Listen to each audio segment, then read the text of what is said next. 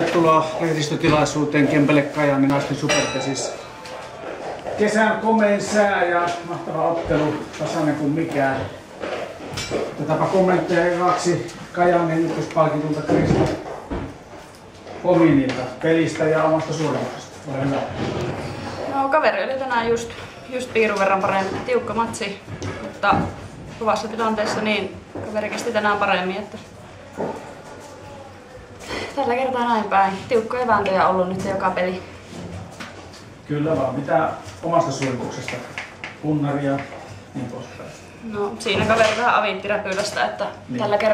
tällä kertaa se tuotti sitten sen tuloksen, mutta ei voi oikein tyytyväinen tällä hetkellä olla.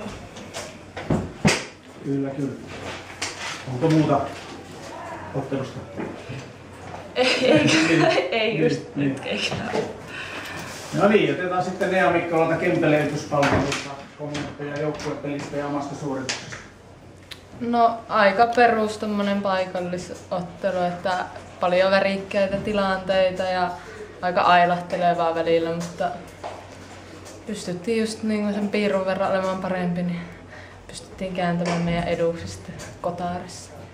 Siinä eka jakso oli kääntyi Kempeleelle sitten siinä yhdessä vuoroparissa selkeästi, mutta toinen jakso oli vähän nihkeä. Mikä siihen oli syy? Ei saatu oikein sisäpeliä rullaamaan samalla mitä se rullasi ekalla jaksolla. Että en tiedä semmoista yhtä yksittäistä syytä, mutta tämmöisiähän nämä paikallispelit meinaa aina vähän ollakin. Niin. Eli jonkun verran enemmän panosta kuin tavallisessa pelissä? No en mä nyt tiedä sillä tavalla, mutta onhan siinä aina semmoinen oma latauksensa. Niin, kyllä. No niin, jos pelaajilla ei sen kummempaa, niin minun puolesta voitte siirtyä sitten lämmittelemään ja pelijohtaja Saku Komulainen Kajaani, niin kommentteja päivän ottelusta. No eka jakso lahjoitettiin Räpylästä kyllä kaverille, että yhteen tilanteeseen saatiin annettua 3. Yhdellä huonolla kiinniotolla ja 2 tuli sen jälkeen vielä kaikennäköisillä rikoisuuksilla. Sitä ennen 1 kolmospussista Räpylästä ja 1 väärillä. Että siinä rupesi olemaan yhteen peliin ihan riittävästi. Sen jälkeen Räpylässä tosi hyvä peli, toinen jakso supervuoro.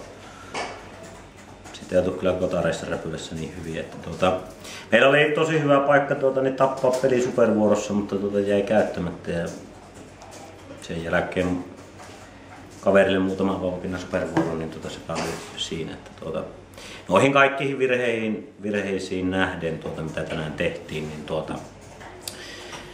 toki pistekin ihan hyvä, mutta kyllä sitä kaikkinensa niiden virheidenkin jälkeen meille sitä voittoa tarjottiin, mutta ei ollut tänään ottajaksi. Niin, se oli tosiaan supervuorossa Paloton ajo, niin oli kyllä herkullinen paikka, mutta ei onnistunut siinä. Ei pudonnut tänään kyllä oikeastaan kellään vapaata. Yleensä niin pikkusen paremmalla prosentilla takaisin lyödä vapaita, että tänään ei ollut siinä mielessä hyvä päivä, että mihinkä sitä yleensä voi nojata, mutta kaikkinensa vastusta oli ton verran parempi. Joo. Teillä ensimmäinen vierailu Kempeleen Uusitulla stadionilla, minkälaisia kommentteja tästä? Hieno pytinki, ei siinä mitään. No niin, Samilla sitten kommentteja siitä. Eka jakso selkeämmin ja toinen jakso sitten oli nihkeä ja sitten taistelitte kuitenkin sitten kotitusuntikilpailussa ne kommentteja. Pasi. On aika jakso tosiaan, niin kuin Saku sanoi, se ratkesi siihen yhteen tilanteeseen. Sitten siinä tuli, en tiedä oliko hyvä olotunne meille vai mikä siinä tuli, että se eka jakson loppukin meillä meni vähän ohi ja se vähän jatkui sitten tuonne, ei saatu kopissa käännettyä sitä henkiä takaisin siihen, mitä se oli peliin lähteessä, mutta sitten kumminkin tärkeää, että kaveri pääsi 0 palolla ajossa tai superissa kokeilee sitä ratkaisua ja sitten kumminkin Kotarissa kerrankin näinpä, että se on aina mennyt 2 kertaa Kajaanissa kääntynyt Kajaanille tämä peli, kun ollaan menty jatkopallolle, niin kyllä se tuntuu hyvältä. Kyllä. Kolmostilanteet Kempeleelle 18, Kajaanille 13, eli tavallaan aika lailla pisteiden suhteessa on nuo tilanteetkin. On, ei siinä hyvin tuli tilannetta ja tuli ympärilyöntijärjestystä. Oli kyllä paikkoja monesta paikkaa iskeä sitä juoksua. Joo.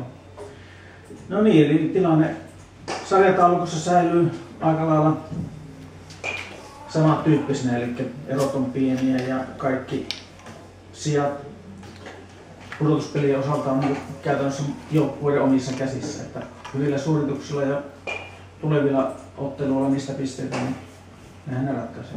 No sehän se on parasta, että säilyy homma tiukkana, niin ei tule ainakaan lopahdusta kenellekään. Pitäisi tulla, että pääsee nauttimaan kovista pelistä. Niin just, ja sitten kun sattuu vielä näitä, kelitkin oli kesän parhaat ja toivottavasti jatkuu tämmöisenä, niin onhan tässä kärsittykin näistä heikoista kelistä.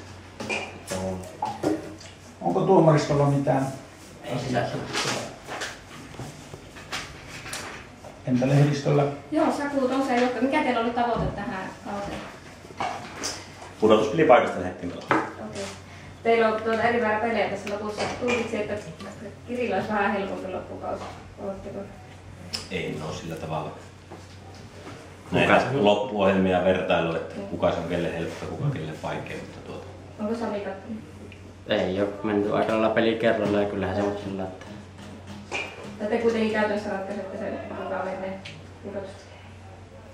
No ei siitä varmaan ole takaa tulijatkaan kaukana ja Lappeenrantakaan ei edes saa kaukana. Varmasti voi tapahtua heillä kaikenlaista. Joo, selvä. No niin, kiitoksia ja ei muuta kuin hyvää illan jatkoa ja teille mukavaa kotimatkaa.